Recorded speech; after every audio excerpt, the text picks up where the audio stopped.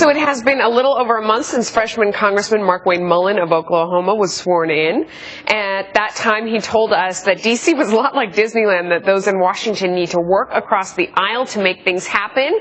So has any progress been made? Let's head to Washington for a freshman perspective from Republican Congressman Markwayne Mullin. What do you think? Has your impression changed at all? Well, a little bit. Disney World in Washington, the big difference is Disney World actually pays their bills. Here in D.C., it is literally the busiest town I've ever been in my life that gets nothing done.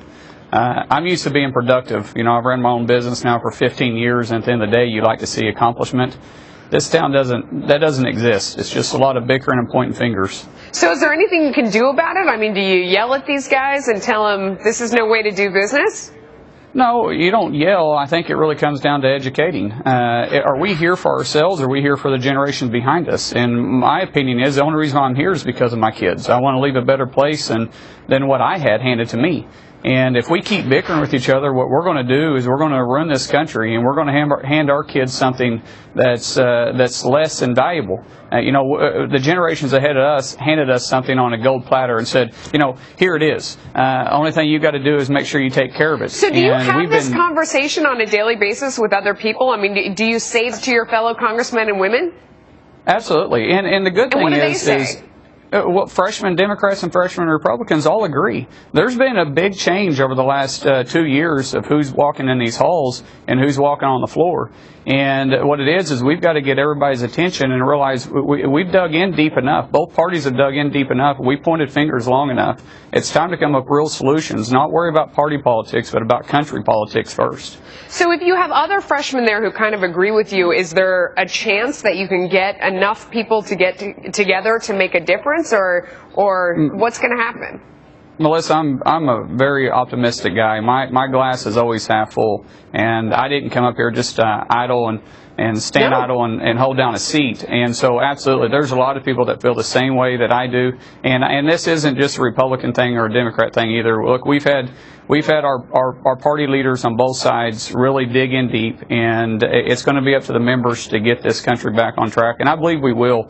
It's going to take time, though. I think that's one thing I've had to realize. I had to take a very deep breath, which my wife says is very hard for me to do, and realize I'm in a fight, and this is a fight worth fighting for. So let's take the sequestration, for example, because that's sort of at the top of everyone's list of hurdles where, both sides can't seem to come together and agree to something. Are you very frustrated on that front? Are you getting any closer? What do you think is going to happen with that in particular? Well, first of all, this is government at its best. You got the president up there that's blaming the Republican Party, and what's funny is this was the president's idea to begin with. But the way government plays, instead of looking at good programs and bad programs, they want to be politically correct, which is politically correctness is killing this country.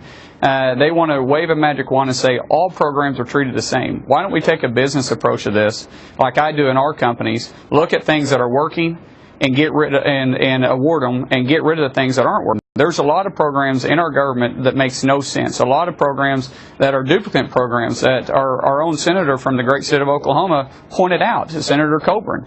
And the Senate wouldn't even pick it up. And instead, we're just going to cut across the board, and we're going to hurt things that really mean a lot to people that are actually being effective. Do you think there's something you can do about that in the short term? I mean, can you get a group of people, get out a pencil, go get a calculator, go through and figure out what's not working? Or because I agree with everything you're saying, but actually acting on that in Washington from the outside looks impossible. I hope from the inside it's different.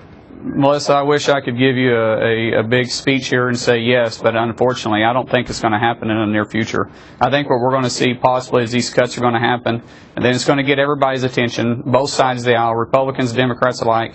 We're going to realize that we got to fix some things here, and then hopefully a few months down the road we're going to start seeing some real progress. Okay. Congressman Mullin, thanks for checking in. I hope you'll come back and give us another report card soon. Hey, Melissa, I appreciate the opportunity. I'd like to be back whenever you can have me. Okay, great. We'll keep it right here on Fox Business for complete coverage and analysis.